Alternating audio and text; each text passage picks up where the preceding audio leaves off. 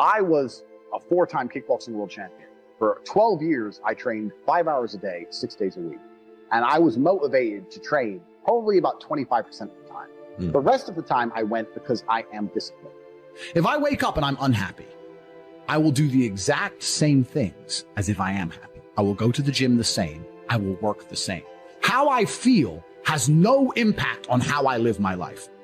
We're grown-ups and we have responsibilities and we have problems and we have pressure, and you don't necessarily have to be happy to perform, you know, and happiness will come at the end of the performance anyway.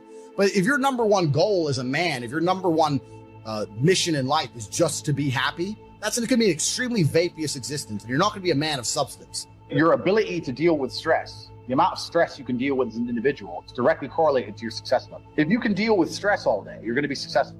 If you collapse under stress, you're not going to be successful. There's no way to the top without stress involved. But there is a massive correlation between success in life and stress tolerance. The more stress you can tolerate, the better your life's going to be. One of the only things in this world you can control is your state of mind. You can't control the weather. You can't control other people. You can't even control your health. One of the very few things in the world you have genuine control over is your state of mind.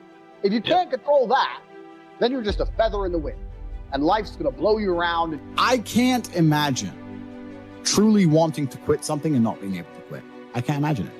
When I talk to people who say, I want to quit smoking, I say, when? They go, oh, well, soon. Well, that means you don't want to quit. You want to keep smoking for a while and quit later. I can't imagine a mind frame or a mindset where I want to do something and can't do it.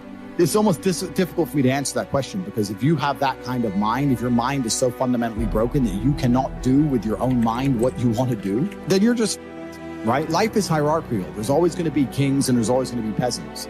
If you have a mind that you can't control, then you're never going to be a king. You're going to be a peasant. That's your life. You have a peasant's life ahead of you, and that's your destiny.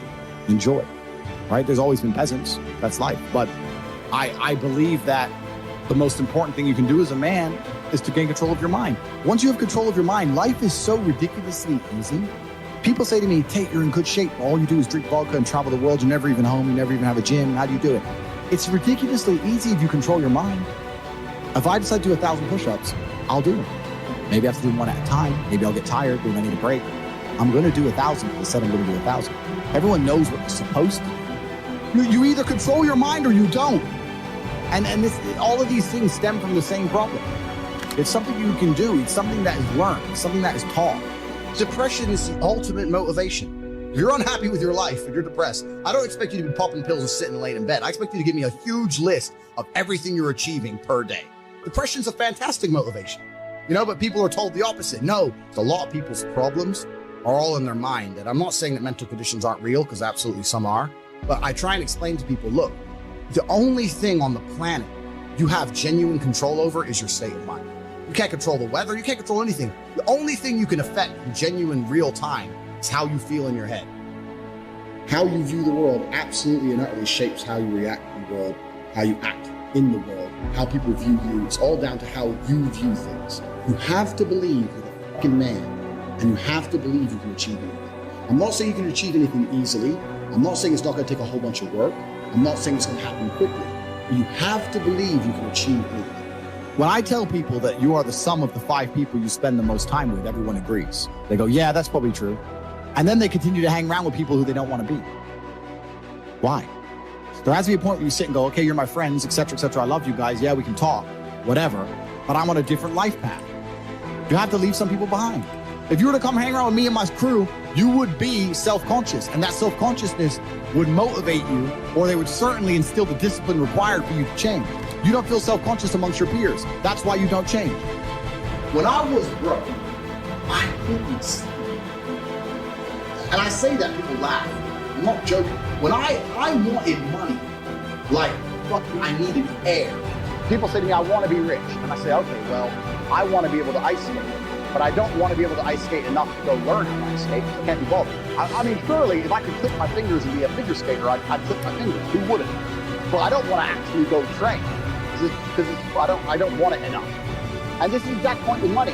Everyone wants money put on their lap. If you truly wanted money, you wouldn't be able to sleep until you fucking had it. And this is the point. Because when I had nothing, I couldn't be distracted. You couldn't distract me from what I wanted. Life when you're young is a completely different experience to life when you're older. When you're older, your life quality seriously decreases, massively. So you have about 10 to 15, maybe 20 years to find a way to get rich and enjoy being rich. You got to put it all together. You got to do it. You have to start saying, I want to take money. Because that's how you have to think. You don't make it, you take it. So you have to start talking that way. You got to take money. Is that money isn't real. Money is like water. Money never stays still. If you can find and identify a place where money is moving, if you can find a place where money is moving and stand in the way, then the money is vulnerable. The problem is with the people out here, everyone has a dream, but not many people have a plan. A good plan today is better than a perfect plan tomorrow. You got to do something. You got to do something fast. Yeah. You're just sitting around talking about it and hoping for things to get better. I don't think living in a dream is going to help you in any way.